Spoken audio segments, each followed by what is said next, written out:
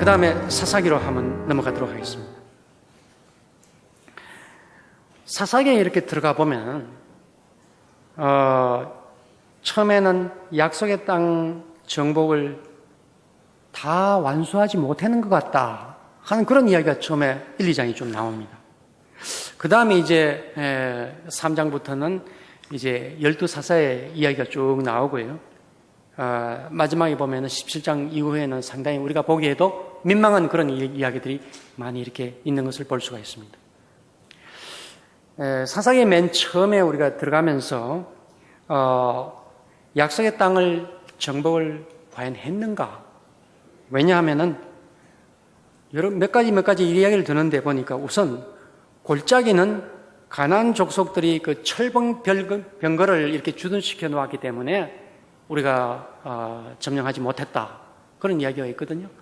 말하자면은 산 위에 산간지대만 좀 이렇게 살았지 이 밑에 골짜기 평야 이런 데는 어떻게 내려가지도 못했다. 그런 이야기예요. 그러나 지도를 보면은 사실 그 평야까지 다 그렇게 다 되어 있습니다. 그러나 그것은 완전하게 그렇게 정복하기는 힘들었을 거다 하는 것을 볼 수가 있습니다. 그리고 예루살렘, 무깃도, 게셀, 시돈 이러한 중요한 어떤 그 도시들도 점령을 하지 못했다. 그런 이야기가 쭉쭉 나오고 있습니다. 그것을 보면은 완전히 점령했다기보다는 산간지대의 어떤 부분을 점령을 했을 것이라는 것을 좀 짐작을 해볼 수가 있습니다. 그리고 이스라엘 사람들뿐만 아니라 다른 어떤 이방인들, 외부에서 들어온 이주민들 이런 사람들이 굉장히 많이 같이 이렇게 형성되어 있는 나라가 이스라엘 나라다 하는 것을 거기서 좀 살펴볼 필요가 있습니다. 자, 그 다음에 이제 우리가 사사기니까 사사 이야기를 들어가 보도록 하겠습니다. 여사사로서 아주 유명하지요. 더불합니다. 그런데 이 사사들의 이야기를 우리가 쭉 보면서 마치 바톤을 이어받는 것 같이 어떤 사사 더보라 혹은 뭐 기드온, 삼손, 입다 하면서 각기 다른 지파의 그 지도자들이 사사로 이렇게 등장하는 것을 볼 수가 있습니다. 마치 순서로 이렇게. 그러나 우리가 이렇게 볼 때 그것은 순서로 그렇게 되었다기보다는 각 지파들의 영웅들의 이야기가 나중에 이렇게 모아졌을 거라고 우리가 좀 짐작을 해볼 수가 있습니다. 그래서 이 지도자들의 모습을 우리가 사사라고 이야기를 하는데 사사라는 것은 어떤 자격을 갖추어야 되는가? 하나님의 영이 임해야 사사가 됩니다. 그것이 가장 중요합니다. 하나님의 영이 임했다. 동시에 하나님께서 주시는 능력으로 그 지파들을 갖다 이끌어가는 겁니다. 중요한 것은 외적의 침략이 해왔을 때에 그것을 막아내는 것이 굉장히 중요한 역할이고 평화로운 시대에는 백성들을 이렇게 통치하는 그런 것입니다. 그러나 왕과 같이 뭐 궁궐을 세우고 그다음 상비군 그러니까 직업 군인들을 갖다가 기르고 그런 건 아닙니다. 필요할 때에 백성들 모아가지고 전쟁 치고 전쟁이 끝나면은 그냥 다 같이 농사 짓고 각이 흩어지고 이런 어떤 모습들입니다. 따라서 사사들은 뭐 자기 아들을 또 사사를 만든다 이런 거 없습니다. 하나님께서 그 당대에만 함께 하시고 그리고 또 다른 지도자로 이렇게 교체시키는 그런 모습을 볼 수가 있습니다. 드보라의 경우는 좀 여러 지파들이 연합을 해가지고 이렇게 전쟁을 치는 그런 모습을 좀 보여주고 있습니다. 그러나 12지파가 다 한꺼번에 그렇게 연합하는 모습은 아닙니다.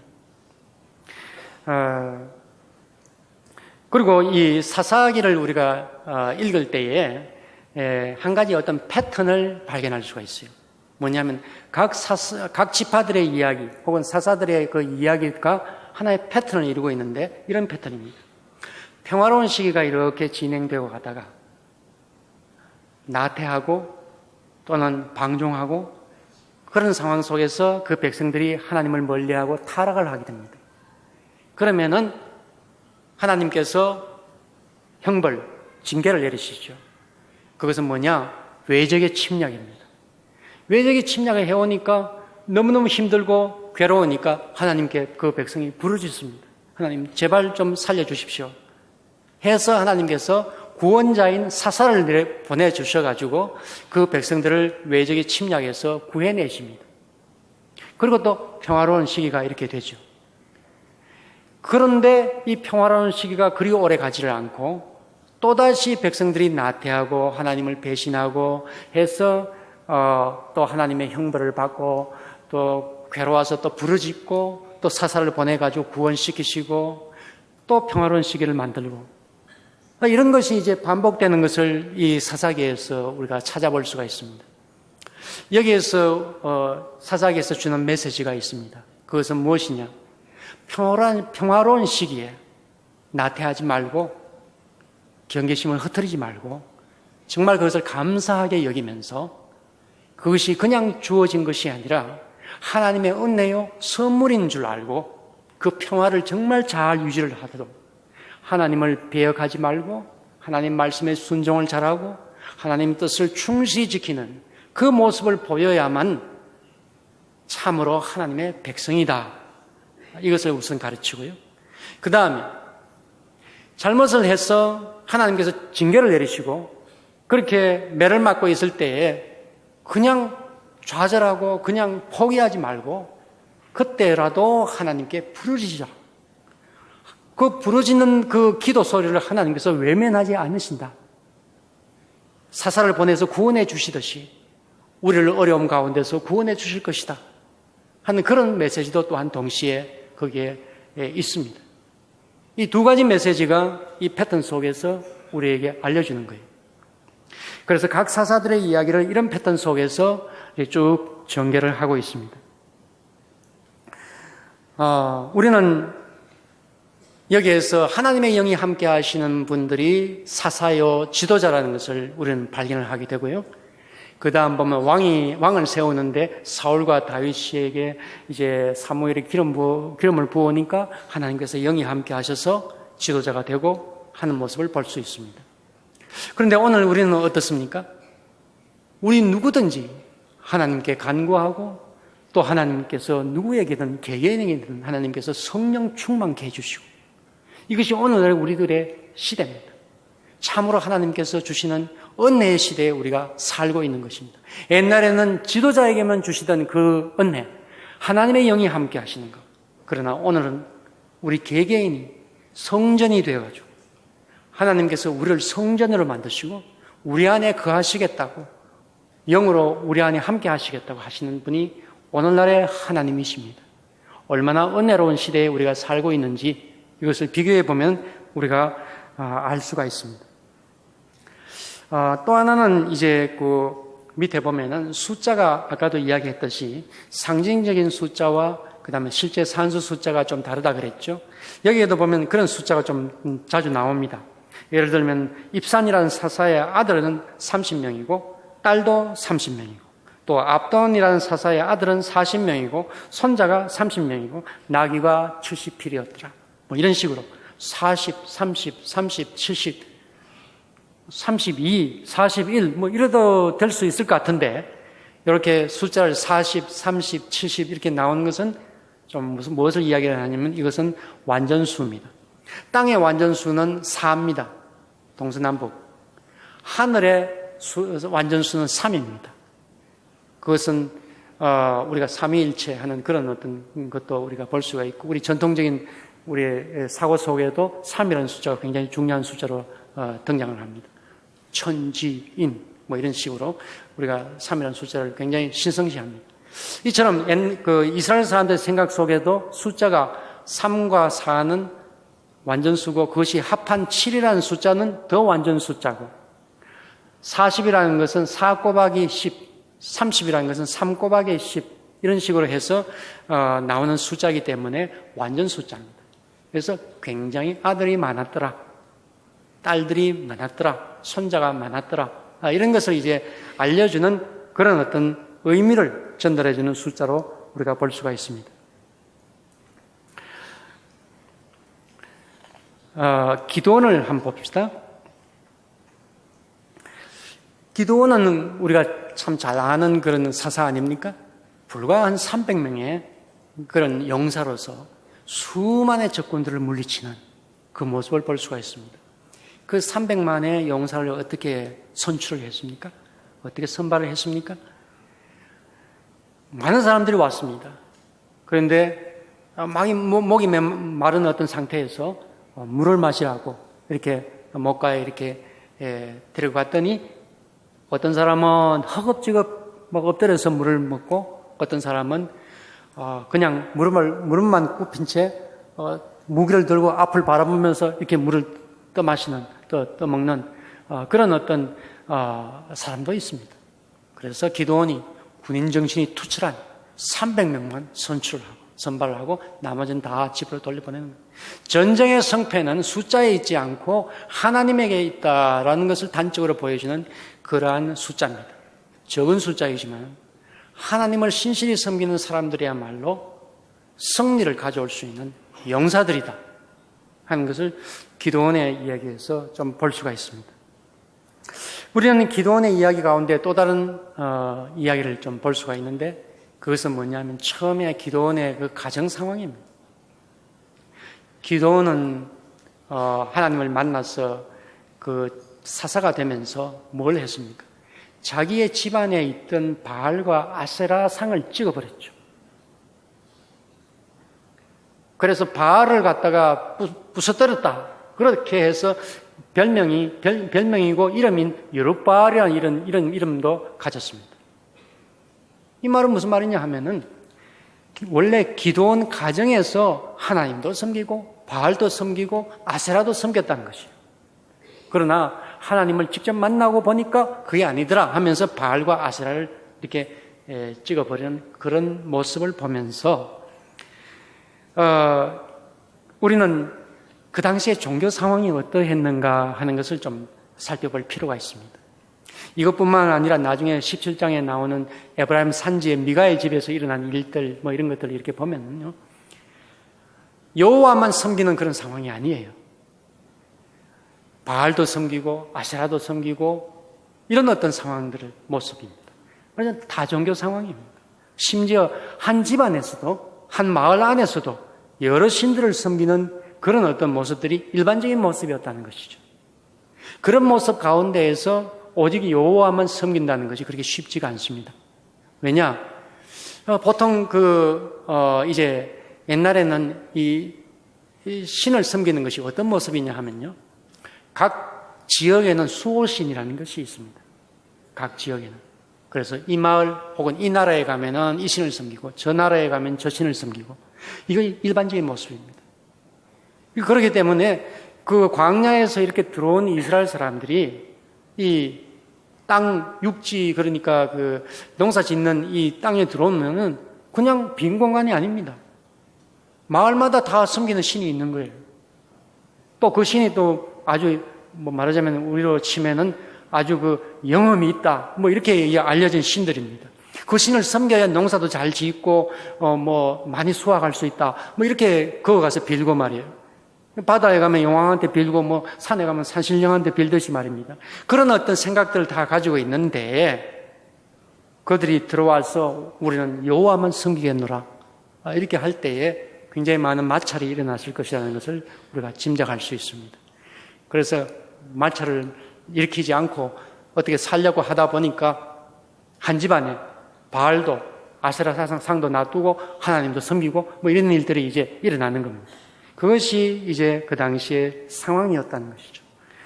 그 가운데에서 기드온같이 오직 하나님만을 섬기고 하나님을 섬기는 그 300명의 용사들을 데리고 또 그런 어떤 소수의 사람들을 데리고 하나님을 섬기는 것이 어떤 모습이냐라는 것을 이렇게 보여주면서 점차 하나님을 섬기는 사람들이 많아지는 그런 어떤 상황을 만들어가는 것입니다.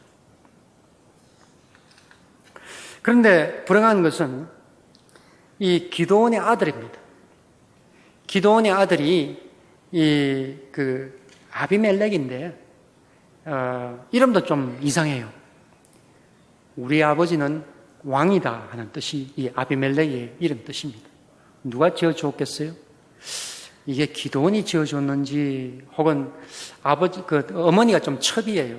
그래서 어머니 쪽에서 지어줬는지는 몰라도 좋은 이름이라고 이렇게 지어줬겠죠. 그런데 나중에 그 아비멜렉의 행동이 뭐냐면 소위 적자들, 그래 기드온의 본처에서 난 아들들 70명을 다 죽여버리고 자기가 왕이 되겠다고 나선 사람입니다. 우리 아버지 기드온이 사사이니 나는 그 권력을 계승한 사람이다. 이렇게 나서면서 기드온은 왕이 되려고 안 했어요. 한 번도 왕 이야기를 안 했습니다. 그러나 이 아들인 아비멜렉이 자기는 기드온의 아들이다 그러면서 내가 왕이다 하면서 이렇게 나서는 겁니다. 결국에는 죽었죠. 허무하게. 하지만은 이런 식으로 자기의 욕심을 부리면서 왕이 되고 싶어하는 사람들이 이제 점차 일어나게 됩니다. 왜냐하면은 사람들도 왕이 있어야 되지 않나 하는 이런 생각을 할 때쯤 된 겁니다. 이런 불행한 사건이 이제 기드온 가정에 일어났습니다. 그 다음에 사사 입다에 대해서 잠시 보겠습니다. 입다가 이 사사 중에도 조금 특이한 그런 형태죠. 이 입다도 사실은 서자 출신입니다. 그러니 조금 제외되고 소외됐죠. 그러니까 자기가 소위 어깨에 이렇게 힘주는 주변에 있는 동료들을 모아가지고 하나의 그룹을 만들었어요. 우리가 보기에는 거의 산적에 가까운 그런 어떤 그룹을 만드는 겁니다. 그러나 꽤 힘을 쓰는 그런 어떤 그룹이 됐어요. 그런데 그때에 외적이 쳐들어왔습니다. 암몬 족속이라는 것이 막 쳐들어와서 막 위험한 상황이 됐어요. 그러자 그 지역에 있던 길라 지역인데 그 지역의 장로들이 이 입다에게 요청을 하는 겁니다. 자네 보니까 꽤 힘쓰는 장정들도 꽤 많이 있던데 우리를 위해서 좀 싸워주면 어떻겠냐. 이렇게 만약 그래서 승리를 하면은 우리의 머리가 되고 장관이 될 것이다. 이런 약속도 합니다. 그건 뭐냐 하면은 전쟁 칠 때는 총사령관직이고요. 그 다음에 평화롭게 돌아오면은 통치자로서의 그런 어떤 지도자로서의 권한을 주겠다. 그런 이야기입니다. 입다는 그야말로 이제까지 버림받고 그렇게 눈총받다가 어떻게 전로의 찬스가 들어가는 겁니다. 만약 여기서 내가 승리만 한다면 공식적으로 이 모든 사람들을 통치할 수 있는 그야말로 왕과 같은 그런 존재가 될 수 있는 거예요. 그러니 어떻겠습니까? 모든 것을 다 동원해서 이 전쟁을 이겨야 되겠죠? 그러면서 막 자기 부하들을 독려하고 막 그러면서 막 맹세를 합니다. 서원을 합니다. 내가 전쟁에서 하나님께 그렇게 서원을 해요. 내가 전쟁에서 승리만 할 수 있도록 해주신다면은 내가 전쟁에서 승리하고 돌아올 때에 내 집에서 무엇이든지 나오면은 그것을 하나님께 번제로 드리겠나이다. 이렇게 막 약속을 하면서 서원을 하면서 모든 힘을 다 동원해가지고 결국 그 전쟁을 승리로 이끌었습니다. 하나님도 입다에게 하나님의 영이 함께 하시니 하면서 그 능력을 주시고 해서 그 민족을 구원해 주셨습니다. 이제 승리의 개선 장군에 대해서 집으로 막 옵니다. 그런데 집에 가까이 다가오니까 누가 나왔어요? 입다의 딸이 나왔어요. 아버지 하면서 막 반가워서 막 이렇게 뛰어나오는 거예요. 입다 아버지잖아요. 그 마음이 어떻겠습니까? 약속을 이행하려면은 저 딸을 번제로 드려야 되는데 고민이 되지 않겠습니까? 입다의 딸이 그 사실을 알고 아버지께 이렇게 말씀을 드립니다. 제가 죽겠습니다. 그러나 시간을 좀 주십시오. 제 동무들과 함께 울고 그렇게 준비할 수 있는 시간을 주십시오. 그렇게 말미를 요청을 하니까 그렇게 해라. 그 다음에 성경의 기록에 의하면은 서운한 대로 행했더라. 딸을 번제로 드렸더라. 그렇게 나와 있거든요. 자, 이 이야기를 어떻게 볼까? 분명히 하나님께서는 이삭을 번제로 드리라고 말씀을 하시면서 나중에 그거 아니다. 양을 번제로, 순양을 번제로 드리라 하면서 사람 제사를 원하지 않으신다는 것을 보여주셨잖아요. 그렇다면 이 입다의 딸도 하나님께서 그렇게 원하시는 건 아니에요. 그러면 왜 입다가 그렇게 자기 딸을 번제로 드리는 것을 강행했겠는가? 한번 생각해 보세요. 입다는 지금 그야말로 개선장군이 되어가지고 그 다음에 자기 앞에 와 있는 것은 모든 사람을 통치할 수 있는 왕과 같은 존재가 되는 이 찰나입니다. 왕은 제일 중요한 것이 자기의 어떤 약속을 갖다가 지키는 것이고요. 자기의 말을 지키는 겁니다. 말을 바꾸면 안 됩니다. 그러면 통치가 안 됩니다. 부하들 앞에서 위신이 서지를 않습니다. 그런데 딸이 나오는 거예요. 말하자면은 하나님의 서원을 지킨다는 그것과 그 다음에 자기가 어떤 위신과 자기의 체면과 자기의 통치를 위해서 자기 딸을 희생시키는 거예요. 하나님께서는 그것을 원하지도 않는데 말입니다. 언제 하나님이 있다 보고 그런 서원을 하라고 했습니까? 아니에요. 자기가 해놓고 결국에는 약속을 이행한다고 하면서 자기 딸을 갖다가 희생을 해버리는 이런 일이 일어나는 겁니다. 그것은 하나님께서 원하는 바가 아닙니다. 이런 일이 왜 일어날까? 그러나 가만히 우리가 역사를 이렇게 살펴보면요. 수많은 사건들이 이 비슷한 일들이 참 많이 있습니다. 왕위의 그 권력을 지키기 위해서 자기의 동생과 핏줄을 나눈 형제들을 다 죽이는 그런 일도 있고요. 심지어 자기 가족들을 죽이는 경우도 있고 뭐냐? 권력을 유지를 하기 위해서 그런 일들이 안타까운 일들이 있는 것입니다. 그 다음에 우리가 삼손을 한번 봅시다. 삼손 우리가 앞에 입다나 뭐 다른 이렇게 보면은 사사라고 해서 다 올바른 행동을 다 하는 건 아니더라 하는 것들로 우리가 볼 수가 있죠. 하나님의 영이 함께 하시는 사람인데 가만 보니 올바른 행동을 안 하는 그런 사사들도 있어요. 이처럼 하나님의 영이 함께 하시더라도 인간에게는 선과 악을 택할 수 있는 선택권이 있습니다. 그러니 우리는 기계가 아닙니다. 성령 충만한다고 하더라도 우리는 거기에 압도되어 가지고 아무것도 우리가 못하는 그런 기계가 아닙니다. 언제든지 우리는 선과 악을 선택할 수 있는 그런 분명한 의식을 가지고 우리가 올바르게 선택하고 해야 되는 책임이 우리에게 있어요. 삼손은 또 어떻습니까? 태어날 때부터 나실인 거룩한 사람입니다. 그래서 이 삼손은 그야말로 그 거룩한 삶을 살아야 되겠는데 실제로 보면 어떻습니까? 우리가 보기에도 스캔들을 굉장히 많이 일으키는 사람입니다. 블레셋 여인, 그건 금지된 어떤 결혼입니다. 이민족과 결혼하는 거.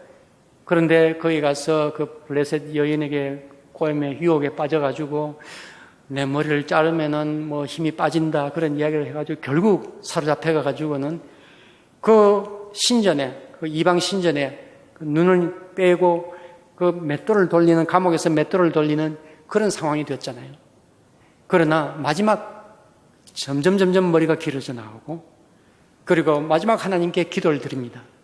하나님이시여, 제가 이번만큼은 하나님의 능력으로 승리를 하게 해주소서 하면서 그 신전의 그 기둥을 그야말로 하나님이 주시는 능력으로 미니까 그 신전이 다 무너지고 거기에 있는 사람들이 다 죽었더라 하는 그런 이야기가 삼손의 이야기입니다. 분명히 하나님의 영을 받은 사람이고 날 때부터 거룩한 사람으로서 나실인으로서 그렇게 태어났지만은 그 삶의 모습은 정말 좌충우돌, 우리가 보기에도 그렇게 잘 사는 것 같지가 않습니다. 그럼에도 불구하고 하나님은 그 삼손을 지도자로 그리고 일꾼으로 사용을 하신 것을 우리가 볼 수가 있습니다. 하나님께서 사용하시는 사람은 우리가 보는 견지에서는 아닌데 하는 그런 사람도 하나님께서 들어서실 수도 있고, 우리가 보기에는 합격인데 하는 사람도 하나님은 아니다 하실 수가 있습니다. 중요한 것은 하나님의 영이 함께하는 사람, 그리고 그나마 하나님께 기도하면서 하나님과 연결되면서 하나님의 뜻을 따르려고 애쓰는 사람, 그런 사람들을 들어서 서시는 것을 우리가 볼 수가 있습니다. 이 부분은 17장 이후의 이 부분은 참 우리가 읽기에도 참 민망하고 참 어려운 그런 부분들입니다. 도무지 윤리적으로나 그리고 여러 면에 있어서 참 아닌데 하는 그런 느낌이 드는 그런 이야기들입니다. 그러나 실제로 일어난 일들 이야기들이고 그 가운데에서도 하나님은 뭔가 그 백성들과 대화하시면서 그렇게 이끌어 가셨다 하는 것을 우리가 좀 찾아보면 좋겠습니다. 잔인하고 여성들을 학대하고 하는 그런 일들을 이렇게 보면서 그것을 결코 성경에 있다고 좋다고 이야기하는 거 아닙니다. 잘못된 겁니다. 그럼에도 불구하고 하나님은 그 백성들과 함께 하시면서 가르치면서 이것은 아니고 저것은 올바른 길이고 하면서 가르치시면서 이끌어 오셨다 하는 것을 우리가 좀 눈여겨볼 필요가 있습니다. 정말 우리의 모습을 보면은 때로는 내가 어떻게 기독교인인가, 내가 어떻게 신앙인인가 싶을 정도로 내 자신에게 실망하고 그렇게 좌절하는 경우가 참 많이 있습니다. 그러나 하나님이 보시기에는 그렇지 않습니다. 그럼에도 불구하고 하나님은 또 희망을 품고 우리에게 이것을 가르쳐 주시고 저것을 가르쳐 주시면서 다시 일어나서 새로운 눈으로 보라고 이야기를 하십니다. 그러면 하나님 볼 것이요, 하나님을 만날 것이요, 하나님의 뜻이 그 마음에 용솟음 칠 것이라는 것을 하나님은 기대하고 계시는 겁니다. 다른 사람은 다 포기할지 몰라도 하나님은 우리를 포기하지 아니하십니다. 자식을 포기하는 어머니 봤습니까? 하나님은 그보다도 더 큰 사랑으로서 우리를 절대 포기하지 아니하시고 데리고 손잡고 가시는 것입니다. 이스라엘 백성을 그렇게 인도하셨듯이 말입니다. 사무엘상으로 이렇게 넘어가 보면은 우리는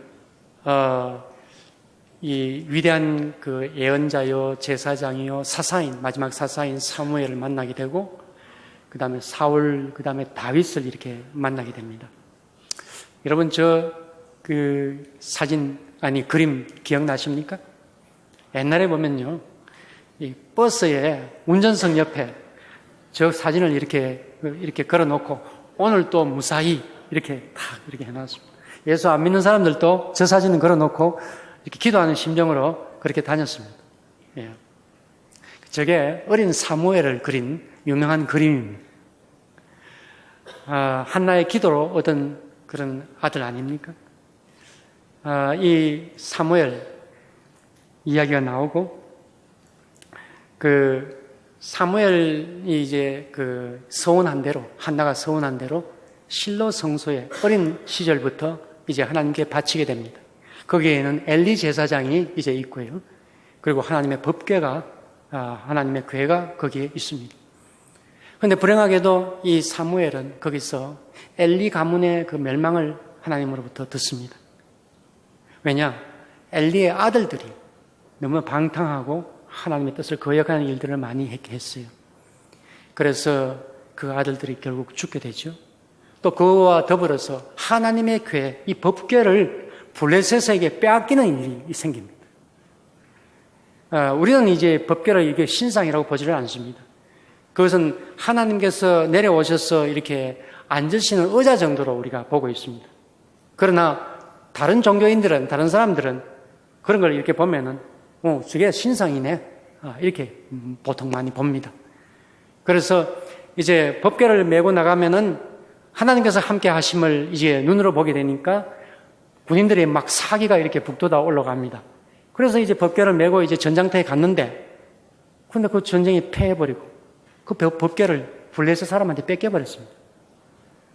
그런데 그 법궤가 블레셋을 이렇게 돌면서 가는 곳마다 보통 이제 그 신성한 어떤 것이라고 생각하니까 블레셋에 이제 그 이방 신전에다가 그것을 놓아두지요. 그런데 가는 곳마다 블레셋 사람들 괴롭힙니다. 그 신전을 막 부수고 막 그런 일들이 일어나는 거죠. 그래서 할 수 없어서 블레셋 사람들이 그 하나님의 궤를 다시 이제 돌려주는 그런 이야기가 나오고 있습니다.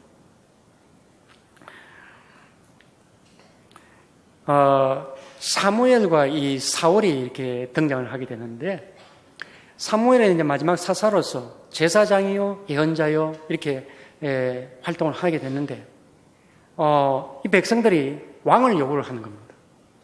왜 왕을 요구를 하느냐? 이 외적들과 전쟁을 쳐보니까 전쟁을 할 때마다 패전을 하거든요. 왜 그러냐? 저쪽에는 왕이 있고 직업 군인들이 있습니다. 이쪽에는 직업 군인들이 없어요. 그냥 전쟁 친다 그러면 농사 치다가 일 하다가 우르르 모여가지고 전쟁 치고, 그러니 이 게임이 안 되는 겁니다. 이쪽에는 직업 군인들, 그러니 맨날 그 사업 연습, 전투 훈련밖에 안 하는 거예요. 맨날 칼 가지고 이렇게 노는 사람들이에요. 그런 사람들이 이게 말하자면 군대가 되어가지고 편성이 되어가지고 이렇게 오는데, 여기 농사 짓다가 그냥 튀어나가니 이 무기를 잘 쓸 수가 없어요. 그리고 또 조직이 잘 되어 있지를 않고 일사불란하게 움직이는 것도 잘 안 되고 하니 전쟁을 칠 때마다 이 패하는 겁니다. 그러니 백성들이 이렇게 보니까 우리도 왕이 있어야 되겠습니다. 그 말은 직업 군인들을 양성을 하고 군대도 아주 막강하게 그렇게 만들어야지 우리를 방어를 하지, 이대로 가서는 우리가 아무리 농사 지어도 다 빼앗기고 희망이 없습니다 하면서 왕을 주소서, 그렇게 이야기를 합니다. 사무엘은 어떻게 했습니까? 하나님께 물어보니 하나님은 안 된다 하는 거예요. 왜냐? 내가 왕인데, 하나님이 왕인데 뭐 또 인간을 왕으로 세우느냐. 그렇죠? 우리가 왕정시대를 잘 알지 않습니까? 왕을 딱 세워놓으면 왕이 신이에요. 왕이 모든 것을 장악해 버려요. 그런 어떤 상황이 됩니다. 대부분의 왕들이 뭐라고 이야기를 하느냐면 내가 신이다, 혹은 내가 신의 아들이다, 이렇게 이야기를 하는 거예요. 하나님을 섬기지 않고 왕에게 충성을 다하는 그런 모습이 생긴다. 그러니 안 된다. 그런데도 불구하고 백성들은 계속 원합니다. 또 사무엘은 이렇게 이야기를 하죠. 너희들이 왕을 세우면 어떻게 되는지를 아느냐. 물론 막강한 군사력을 가지고 있을지는 몰라도 그 군사력을 유지하기 위해서는 엄청난 세금을 내야 된다. 또 군인들을 만들기 위해서는 징집, 그러니 나이만 되면은 군대에 가야 된다. 또 그것뿐만 아니라 뭐 성벽을 건축한다, 무기를 만든다 하면서 수많은 사람들이 강제 노동을 해야 된다, 부역을 해야 된다. 심지어 너희들의 딸들은 궁중에 뭡니까? 궁녀로서 이렇게 가야 된다 하면서 이 왕제도가 들어서게 됨으로 인해서 짊어지게 될 엄청난 짐과 그 폐해들에 대해서 상세히 설명을 했지만은 백성들은 그래도 우리는 왕이 필요합니다. 계속해서 요구를 합니다. 그때 사무엘이 다시 하나님께 나아가서 어떻게 할까요? 라고 이렇게 말씀을 드리니까 백성들이 원한다면은 그렇게 하도록 하라. 그러나 오직 하나님만을 섬기는 것, 그것은 알려주라. 이렇게 해서 왕을 세우도록 했고, 첫 번째 왕이 사울 왕입니다. 그래서 사무엘이 기름 붓고 왕으로 세우는 거예요. 불행하게도 이 사울 왕은 열심히 노력은 했지만은 그렇게 성공적으로 왕을 유지를 잘 못했죠. 그래서 나중에 이제 다윗이 이제 등장을 하게 됩니다.